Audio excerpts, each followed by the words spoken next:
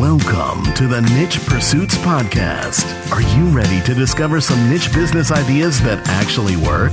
Well, it's time for a motivational kick to jumpstart your next big idea. Here's your host, Spencer Haas. Hey everybody, this is Perrin with Niche Site Project 3. And as always, I have Colleen Kinsey. Colleen, how's it going? Hi, Perrin. It's going good. Good. You had some pretty exciting news with the latest presidential race, right? Yes. So my client is in New Hampshire, so I fly out to New Hampshire every week. I lovingly call it that. And I ran into Bernie Sanders on Monday. Wow. Yeah, I was eating lunch at a little cafe that I go to every Monday after I hit the airport, and there was tons of security and no parking and lots of guys with secretive headphones in, and I was snooping around and I saw him chowing down on a sandwich. Awesome. Did you say hi? No, his bodyguards blocked me. Oh. But if I could have, I would have. At least you tried, right? Yes, I did sneak a video, though. I saw. It was so cool. It's really surreal to see him just like walking around like that. But I think that's super exciting, and I practically know a famous person now. So thanks for upgrading my life. But I guess everybody's wondering if you had any time to work on your website in the middle of all the excitement. Yeah, just a little bit. I'm over halfway done with all my articles. Dang. So pretty awesome. Yeah. Last week we talked about outsourcing articles, and with my budget, I was able to outsource about 7. And I actually was able to work with one of my friends who writes and kind of understands my topic pretty well. So that made it a lot easier. I know last week you had mentioned some sites that you typically use for finding writers, but I thought that this would be a great way to give my friend some work and make it easy. One thing that I found that was a little difficult was doing business with a friend. So Right. I offered him a price, and he was kind of like, well, this isn't industry standard. What about this? So it was a little weird to switch from friendship to business, but I think it'll definitely work out better in the long run. Yeah, totally. And how was the process of like giving him the assignment and beginning to work with a writer who's not yourself? It was good. So kind of one of the things that I had to decide on was, what should I outsource? And I decided to keep the informational articles for myself, mostly because I can learn a lot more about my topic and be able to use it for other articles in the future. And I thought it would be easier to outsource the product articles so that things were a little bit more standardized too throughout the website. And then I know I had mentioned that I'm over halfway done, but since we're doing 40 articles instead of the original 60, I'm already halfway done with all my articles, and with my current plan, I plan to be done February 20th. So now that I've said it on the call, I have to stick to it, right? Yeah, I guess so. That's pretty cool, though. 40 articles by February 20th, and then we'll probably have a short planning phase. I know this call might be a little bit light, but the next call is probably going to be an absolute monster because we are going to be getting into some of the more complicated stuff about actual off-page SEO. But this week, we wanted to talk about something that you and I have been going back and forth with because our style, it seems, is just to kind of jump into the deep end. I threw you into the deep end, and you preferred, I think, to just dive in and start working, which is awesome. But we both have a tendency to skip over details, right? So we covered a lot in all of our calls. One of the things that we have not covered, and I think we actually didn't plan to cover it. We were just going to figure it out as we go, or I was going to teach you as we went. But I think it is good for everybody to learn. It's good to lay it out in sort of a list. It's good to look at what it actually looks like on a website, which is what we're going to do here in a little bit. But what we're going to be talking about is on-page optimization and post structure.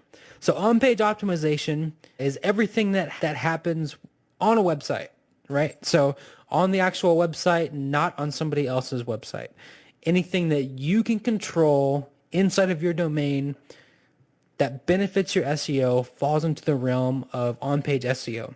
And we wanted to talk about it a little bit because you were creating all of these awesome posts with all of these awesome pieces of content, but some of the on-page SEO was just missing because I didn't teach it, right?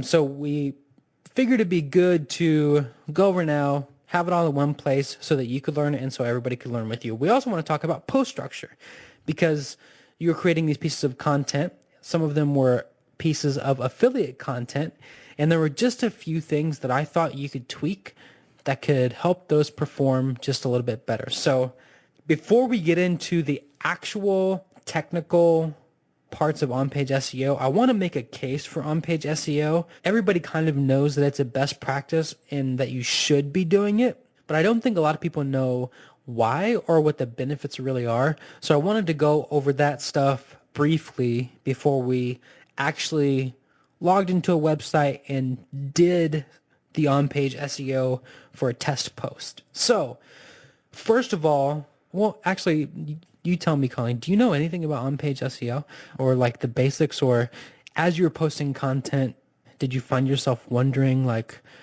what to do, or where do you stand right now with the on-page SEO, I guess is what I'm saying. So where I stand is with Yoast SEO, I just try to get the green light. So that's about it. Okay, good. Incredibly noob. I just know that green light is good. Yeah, cool. And actually, I prefer not to go by Yoast because I think their stuff is a little bit outdated. So I'm glad you said that, and we can talk about why, perhaps. But I think that's what a lot of people do. That's what I did in the beginning. They install an SEO plugin, and Yoast is fantastic, by the way. I use it on every single site that I own. It's a must-have plugin for sure. But how they calculate on-page SEO, I think, is a little bit outdated. And I think a lot of people do that because it's easy and because there's not a ton of great guides for SEO aside from maybe Brian Dean's. So very important to talk about. That's where Colleen is. The reason everybody should be doing it, though, is because it lets Google know what your page is about. So if you have a page about pink shower heads and you want Google to recognize that it's a page about pink shower heads and you want Google to rank it for the term best pink shower heads and other related terms, you want to give Google as many signals as possible so that it understands the topic of your pages. We don't know everything Google's looking for. We don't know their algorithm. They are classified. However, over time, people have discovered certain tactics that do work based on trial and error, experimentation, some information released by Google, and some other stuff. But the idea is that if you can give Google as many signals as possible, it all adds up. And it'll give you a much better chance for ranking, or to rank for those particular key terms, right? So that's the main benefit. That's a broad case for why you're doing it. I think it's kind of obvious, but it bared repeating. The benefit, however, is that you can almost always beat your competitors on page. So there are a number of different on-page factors that we're going to talk about. But as you're looking at the people you're actually competing with for these keywords, which is going to be the top 10 people in Google, or maybe even the top 3 spots if your site's doing really well, right? You can almost always beat them on something with on-page SEO. So maybe it's a better URL. Maybe it's a more tightly focused title. The one that's almost always easy to beat people on is content length. Maybe their images aren't optimized, or maybe they haven't added a custom meta description, right? There are lots of different things and almost nobody is getting them all. So if you nail everything on the list and you do it better and more strategically than your competitors, you can sometimes beat people with less marketing and fewer links. Obviously, we still want to go build links. We still want to go promote our content, but on-page SEO is one more way you can beat your competitors, and you can almost always find some on-page SEO metric to beat them on. So I really like it for that reason. It's just an easy advantage. It takes a little bit of digging. You have to know what you're looking for, But when you do, you can often beat them in some way. So that's the major benefit of on-page SEO, aside from just rankings, is that it gives you a competitive advantage. And it's free, right? And it's free. So that's a really good point too. So the main benefit is that it gives you a competitive advantage, I think. But yeah, the other main benefit is that it's totally free and you control everything, right? So you can go do on-page SEO whenever you want, and really you should just set up a system and make a best practice checklist for every single post that you write. But yeah, you control it 100% and it's 100% free. So you only have to spend a little bit of time when you post an article to make sure everything is done. If it's not something like content length where you need to go write a bunch more or something like that. But it's very different than something like link building, where you're depending on the reaction of other people. You have to have a certain quality of content. Maybe there's some other factors at play, and maybe your site is young, and so you can't rank for some content even though you're doing a bunch of link building. Whatever it is, on-page SEO is just much more inside of your control than off-page factors. So there's really no excuse, is pretty much the idea, right? It can also be dangerous. Lots of people, because on-page SEO can give you a competitive edge, they try to really overdo it. And if you overdo it, you can put yourself at risk for a penalty. So everybody knows that there were keyword optimization penalties that rolled out around 2012. So if you were stuffing keywords, Google would penalize you. There have been rumors lately that they have been sort of redoing that algorithm and re-penalizing people for being over-optimized. So if you're trying to do too much on-page SEO, there is a limit and it can put you at risk. Most of the time, if you're just trying to write good articles, you don't need to worry about this, but there is a risk there. So it can give you a competitive advantage, but it can also be dangerous. It's not really a tightrope walk, but there are two sides to the coin. So will you cover an example of going too far? Well, we can talk about it. Maybe not in depth. I just don't have one pulled up. But the main examples of sites that go too far are sites that are doing what's called keyword stuffing. So back in 2011, 12, 13, keyword density was a much more important ranking factor than it is now. Keyword density is just the number of times your search term appears on the page relative to the other words, right? So what people would do is they would take that keyword and repeat it in white, so you couldn't see it on the page, but the search engines would read it, and it would just be stuffed in there 100 times, and they would rank for those key terms because the search algorithms weren't very sophisticated at that point. And after the algorithms started rolling out, the newer versions of the algorithm, people were penalized for that sort of behavior. And so there was this sort of obsession with keyword density. Following that, what's the optimal keyword density? What's too much? What's not enough? And there were always numbers being thrown around. We've kind of moved away from that now. You'll see in the on-page checklist, we don't talk about keyword density at all, because the best practice currently is just to not worry about it. Write the best article you can and write naturally, and you're fine. Because at the end of the day, that's what Google is looking for. They are looking for real, quality, natural articles. So most of the time, the risk is in over-optimization. And I've heard of people being penalized more recently for that, but I also think that sometimes these people can be a little bit paranoid. The people who are talking about this sort of thing. So there is some risk there. I don't think it's really anything that you need to worry about, Colleen. I just wanted to point it out because when you talk about on-page optimization, some people tend to take it as far as they possibly can, and there's a risk to that. Does that make sense? Yeah, absolutely. Cool. So the next point I want to make is that on-page optimization alone won't get you far. One of the most popular blog posts, podcasts on niche pursuits is the one with Claire, who doesn't build any links, and she makes a really healthy 5 figures a month. And so I think a lot of people are really attracted to that idea, and they focus on-page SEO only. I personally disagree.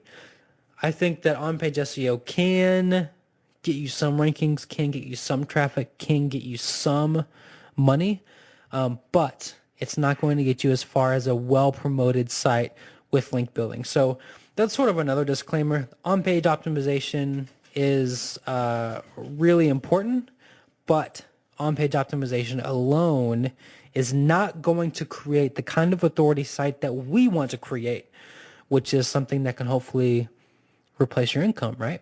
Yeah, absolutely. And then I also wanted to make the last point of just not obsessing about it. With pretty much any part of any area of SEO, if there's risk and reward and people are trying to balance those two things, people tend to obsess about it. So we know that stuffing too many keywords into an article can get you penalized. Some people have lost rankings and attributed that to over-optimization because that might be the only thing that they can think of, or they don't understand why they lost rankings. And I've seen these people get really paranoid and spend hours and hours calculating the keyword density of their articles and how many times they're mentioning core terms and key phrases and running programs on their site. None of that really matters, and it's not worth spending your time on.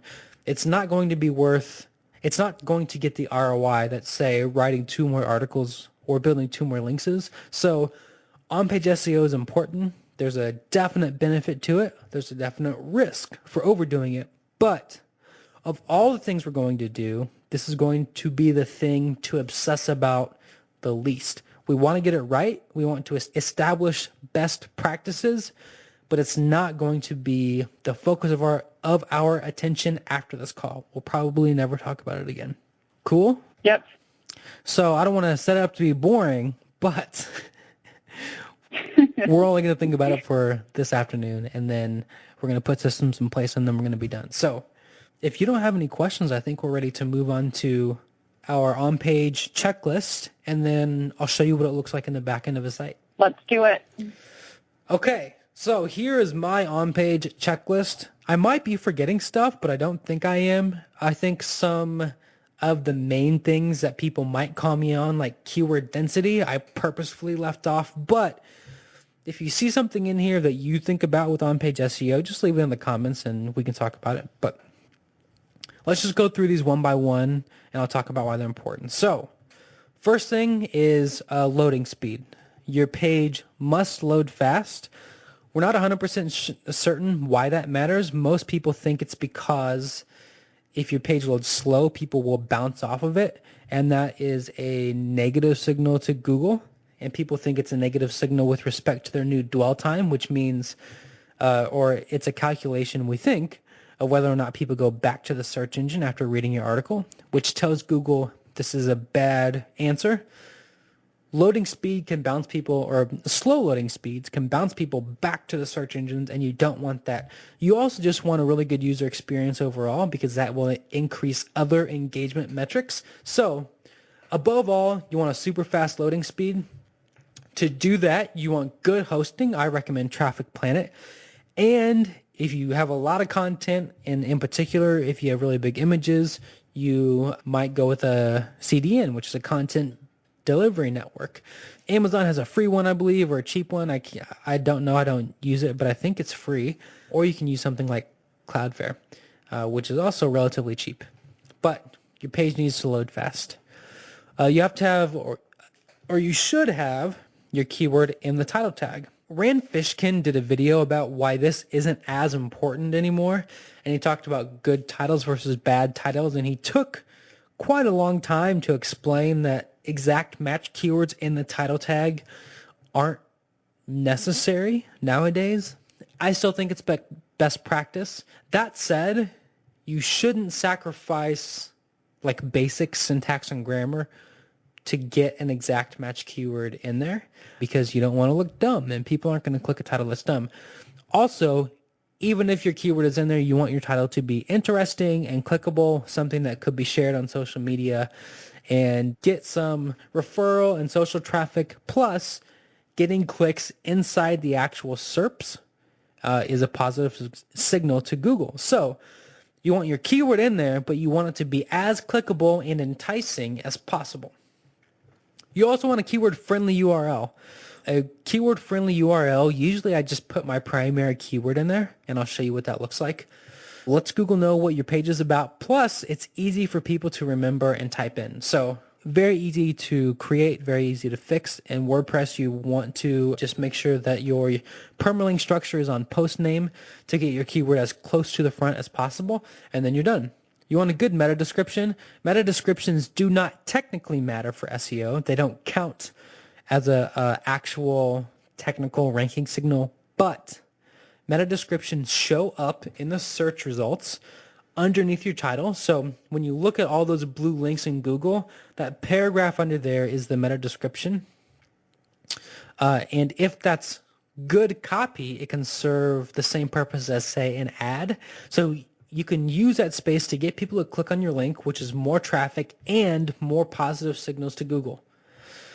You also want to have related keywords in the subheadings and paragraphs. So there's a tendency to target only one keyword per article, but you can really target one primary keyword and a bunch of related keywords, and I'll show you how to find those. And when you have a handful of those, you can just sprinkle them into your subheadings and in the other paragraphs, and it does the job just fine. And you'll end up ranking for a bunch of those if the article is doing well. So is the subheading the HTML H2? Yeah, those are the H2 headings. And in WordPress, you don't have to worry about HTML at all. You can just highlight some copy, and then from the drop-down menu in the toolbar, you can just click H2 heading. And really, they can be any headings. They don't have they don't have to be H2 headings. Anywhere that text shows up is good. H2 headings are just given slightly more weight. Last I checked. You also want to have variations of a variation or the exact keyword in the first paragraph. So I think the last study that was done said that there's a correlation between positive rankings and the exact keyword in the first 100 words. So it's best practice. You should tell your writers to work it in there as naturally as possible. Not something I worry about too much. I would rather have a good, creative, natural hook in the first 100 words than forcefully squeezing in an exact match keyword or something. But I do try to work it in where possible. And research shows that it is correlated with positive rankings. And a lot of this stuff, by the way, is only going to be correlated with positive rankings. Some of it we know for sure helps, and some of it we know for sure is a ranking signal. But we don't know Google's algorithm. So some of this stuff is just shows a strong correlation. You also need a keyword in at least one image alt tag. When you add an image to WordPress, when you upload an image, you'll be able to put in a title and an alt tag. I usually put the primary keyword in both the title and the alt tag for at least one image, and then I'll use related keywords and put those in the title and alt tags of other images. This doesn't help a whole bunch, but it counts toward the overall keyword count. So it's moderately important, and it's certainly a good best practice.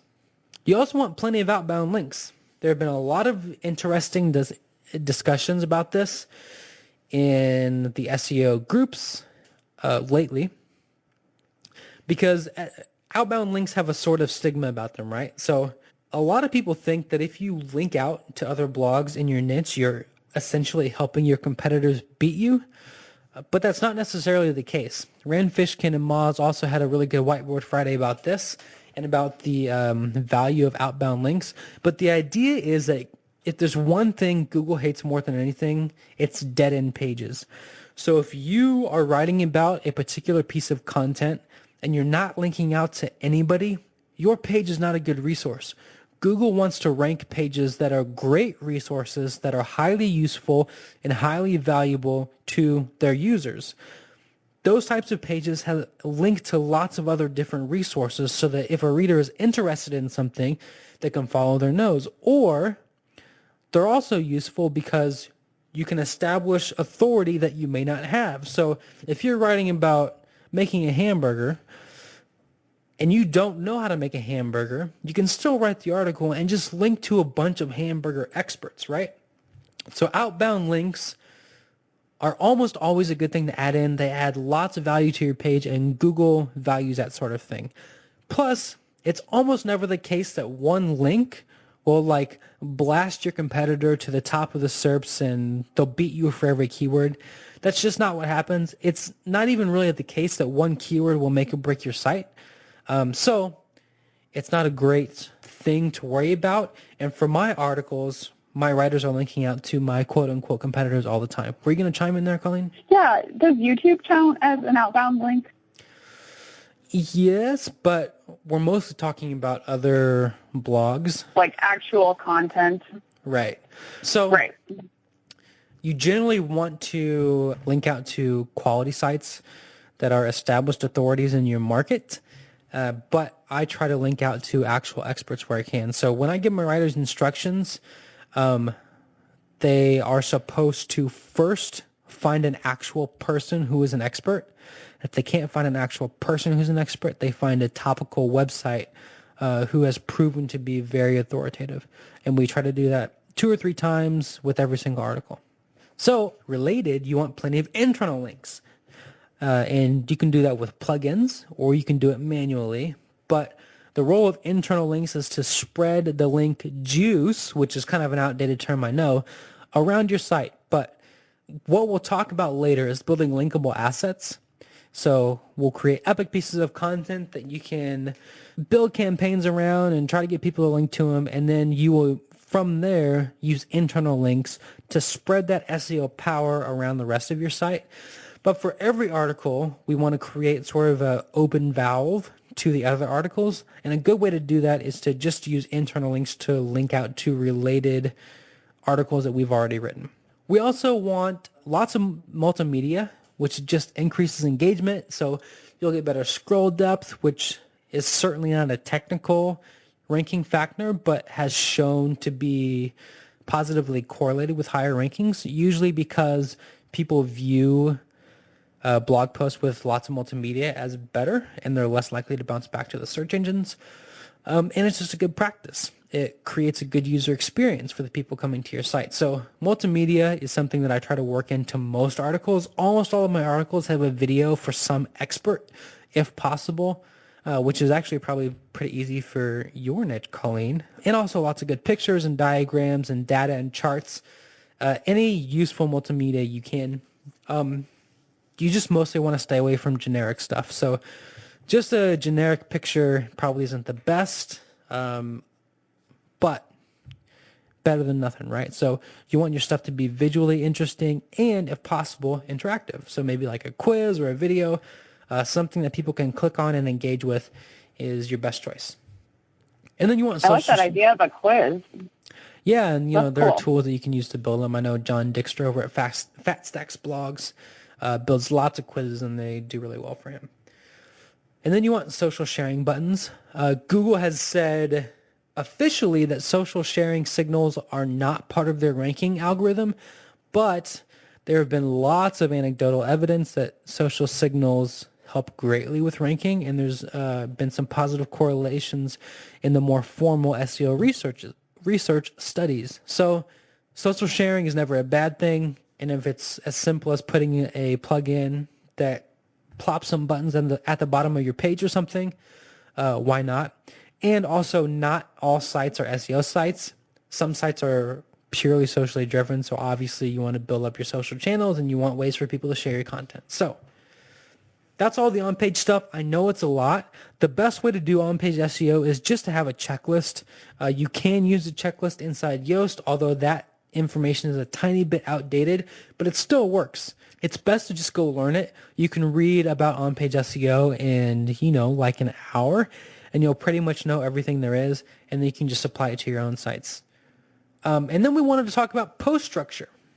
And after we talk about this, we'll go look at a blog post. But post structure, I wanted to just quickly recap some of the most important stuff for how your post should look, especially affiliate content. Because the more content you write, the easier it is to get wrong. And I know Colleen and I have kind of gone back and forth on a couple different blog posts. And I think there's a little bit of room for explanation and showing why things work. and what are the good ways to put them in. So just real quick, your tone should be a friendly expert. This is something that Colleen is nailing. And in particular, Colleen's taking a really cool angle of kind of learning with the reader. So the friendly expert tone, someone who knows a lot about this thing but acts as a friend, is really important, and it's something Colleen is doing really well. You want an ultra short creative intro. I don't like long intros. I want 100 words and then a heading telling me exactly what I'm going to read next. You're going to lose people if you just have a whole bunch of paragraphs right in a row. People typically, I have seen anyway, don't stay for that long if you don't tell them exactly what they're going to be getting. My writers have instructions to make these 50 or 75 words and then to immediately lead into a heading that tells the reader what they're going to be reading next. And then you want to break up the article or the blog post with other headings when you can. You also want affiliate links up front. So most of the time, my first heading will be something like, if you're in a hurry, here are the things that I mentioned in this article. I did not make up this technique. We've done it for most of our products or projects in the past. People like Matthew Woodward do this with pretty much every article they write on their blog. But you want to give the people who are looking for a quick answer the opportunity to click on your links as soon as they load your page. So having your affiliate links up front is really important. In past projects, we've done that with tables. In this one with Colleen's site, we're going to use simple bullets because we don't want to fiddle with tables. It just takes too much time. So we're going to use simple bullets, but we're going to put those links up front. There's a chance they might not convert, but I think they're going to convert just fine. And, we can always split test and optimize later. You also want short paragraphs. This is something we've tweaked in the articles that we've seen on Colleen's site. Short paragraphs keep the reader's eye moving downward, and they're also less intimidating and less frustrating than big blocks of text. So I like no more than 3 or 4 lines per paragraph. It's more important than you think, honestly. It improves the readability, and then when something's easier to read, it's easier for your reader to find the answer. They're less likely to bounce back to the search engines. I was going to say with short paragraphs, I think it's also easier to write because then I can realize if I can't explain this in 3 or 4 lines, then I probably need to make a separate section about it within the article. Sure, yeah, and you should also realize that the web is very casual. So people don't care where you're breaking your paragraphs. It's not a, essay for an English class.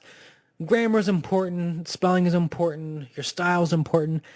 But honestly, you can just go through and insert paragraph breaks if you feel like something is too long and it doesn't particularly matter. But yeah, certainly is better to write or easier to write. I agree.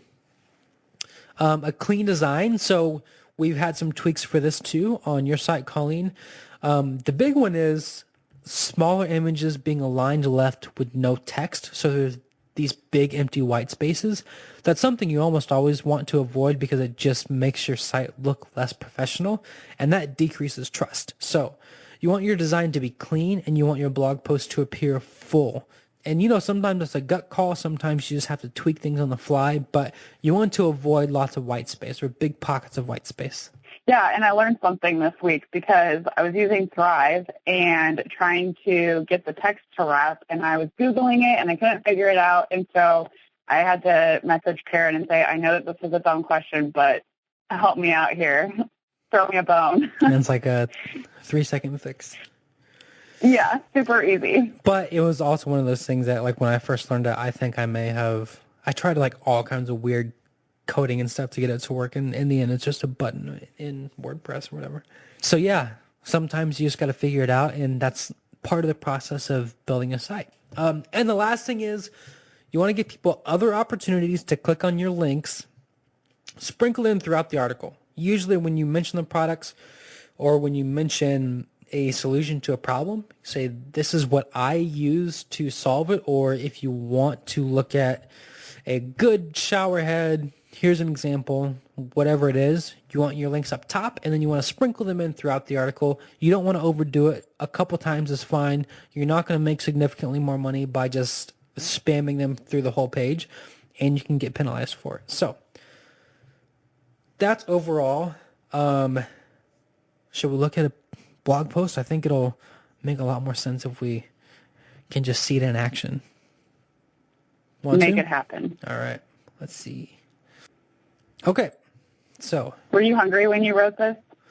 Yeah, I wrote this this example post I wrote like an hour ago, and I have not eaten dinner, so yes. And I don't even know if this is possible. I've never baked a burger in my life. This is just my gut, you know?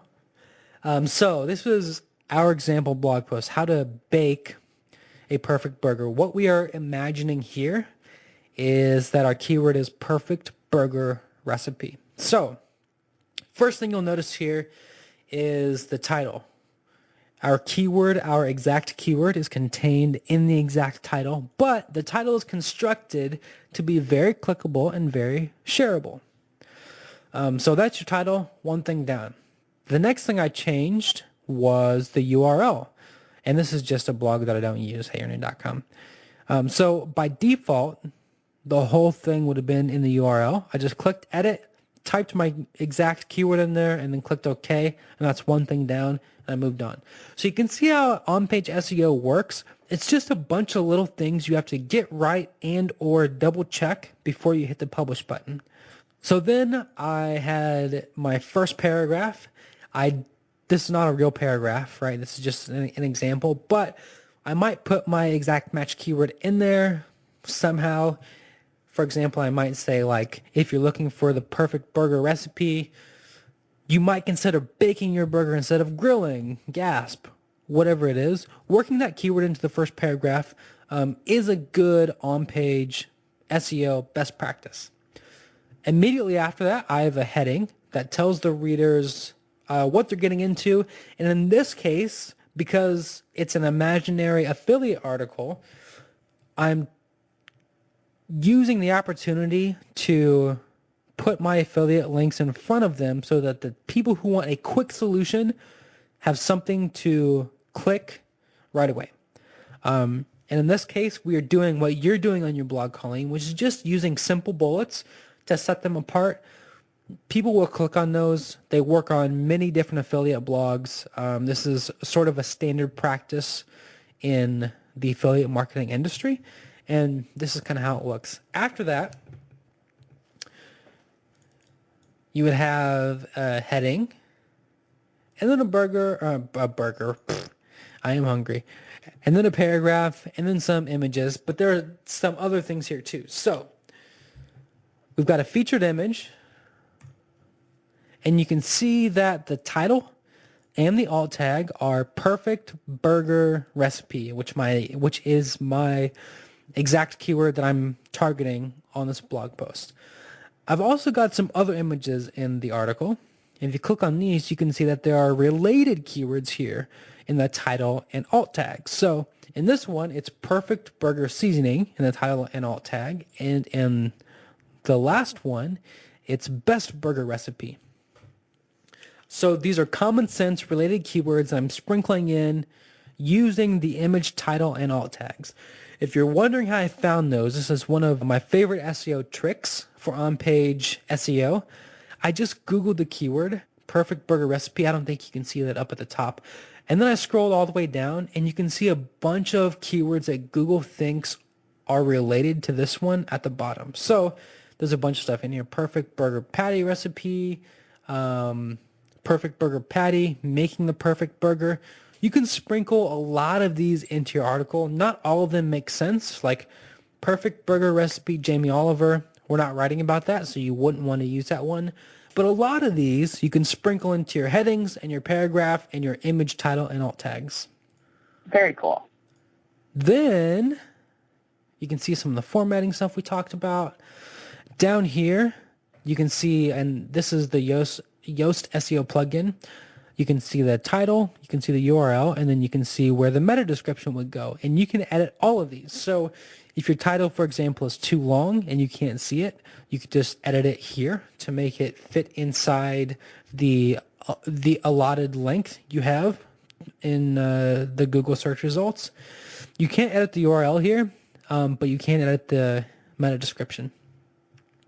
And this is where you would make your good copy. Let's see. What else is on our list? Loading speed we can't really get into. Keyword title tag. variation of a keyword in the main paragraph, related keywords and other images.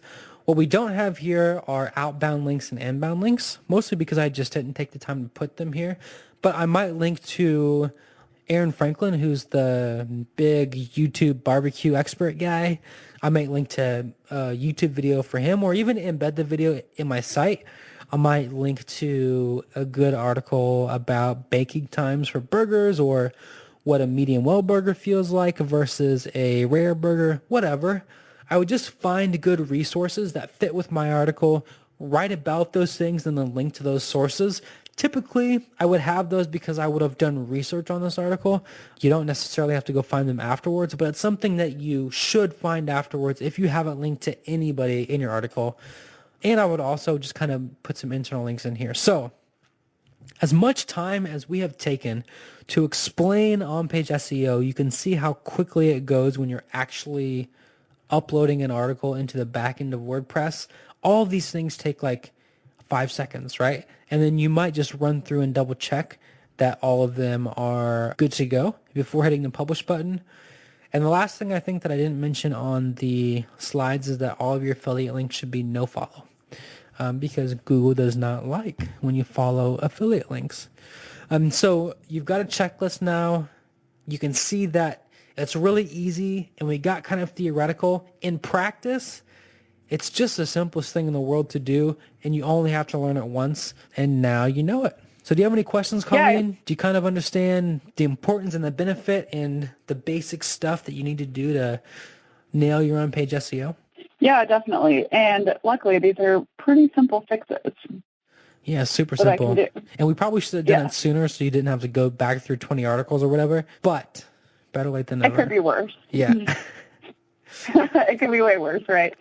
Yep, cool. So I know this is not the most exciting topic in the world. Nobody likes to talk about on-page SEO for an hour unless you're a total geek about it like me. But next week we're going to get into some really fun stuff with marketing and link building. We're basically just waiting on Colleen to start wrapping up her articles, and you should be really, really close by that time, right? Absolutely. Got to get the show on the road. That's right. So do you have any questions or comments or closing thoughts? I did have one quick question. So with my topic, I have been trying to use a lot of free images. So those are ones that I can use for commercial use, like through Flickr or Google Advanced Image Search. But I wanted to ask how much, like photo editing is too much, like adding text to your images, and do you try to just stick with straight images, or I've been using Canva a lot to add cool stuff, and I just was kind of wondering what is too much? When do you kind of draw the line, I guess? Sure. And I don't know if that's an easy thing to answer. No, it's great. So in an ideal world, every single image would be personal and unique and relevant. So the more, the merrier, honestly. However, that stuff takes a lot of time for most people, especially someone like me. Like, I could fiddle with the design of one image for an hour easily. I did that just a couple days ago. So when I was starting my current site, I found myself fiddling way too much. So I would spend 20 or 30 minutes editing and uploading an article, and I'd spend like 40 minutes trying to create a good image. That's not a good use of your time. You're losing ROI there. So nowadays, for most blog posts, I just use a standard image that I buy. I pay about $1. I think I'm overpaying. There are plenty of stock photo places where you can pay less, or you can find them for free. I just use a standard photo for my featured image for most of my blog posts. If I have a big blog post, a blog post that I'm using for outreach or for link building, or just a big epic post that I think my audience would enjoy, that's when I'll spend a little bit more time on an image. But if you enjoy it, and if you aren't spending like half an hour on each one, it's really good. It makes your blog post more unique. It makes your blog post more engaging, and it shows professionalism and effort. And all that stuff counts. So does that make sense? Yeah, absolutely. Thank you. Cool, yeah. And I think you had a question about crediting artists and photographers. Yeah, I did. So I was just wondering if So like if I find a really awesome image on Flickr and it's not in the drop down for commercial use allowed, what is the appropriate way to credit the photographer? Is it okay to put their photography company in the title and the next line?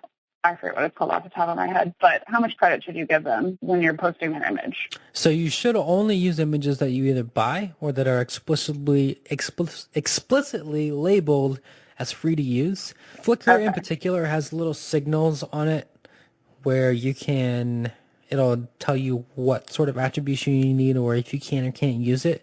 And then you can usually just link to their profile. I buy a lot of images. I use Flickr for in blog post images, but I also will do stuff like embedding Instagram photos because Instagram holds the rights to every photo on there.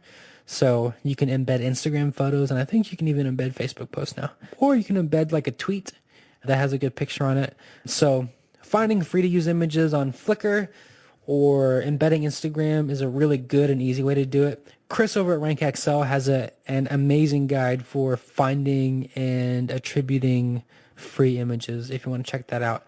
I don't have the URL handy, but if you just Google RankXL free images, you'll be able to find it. I think it's rankxl.com/stock-photos if you're interested, because I think I have that. Nice. Yeah, it's saved. Yeah, and it's a really good guide too. But I typically don't use many images anyway. I'll buy one image and use it for my featured image. And then if there's a related image that makes sense, I'll use it. But after that, I typically prefer to find a video. So nowadays I usually don't have more than 2 or 3 images per blog post, mostly because mine are between 700 and 1,500 words, and I'm not doing anything myself. So it's not like I'm actually going and baking my burger where I could take 15 different photos and it would make sense for me to do that. I'm simply writing informational articles. So I don't need a bunch of images, but yeah. Cool? Okay, cool. Yeah. All right. Well, I think we're done here. You've got your checklist. You can go fix all the on-page SEO that I hadn't yet taught you that you may be missing. I think we're actually probably pretty good on your blog. We only have a few things to tweak. And then next week, you'll be almost finished with your blog post and we can start talking about some super exciting, crazy marketing, link building stuff. Yeah. All right. But I think that's it for us. Thanks for tuning in, and we'll catch you next time. Bye.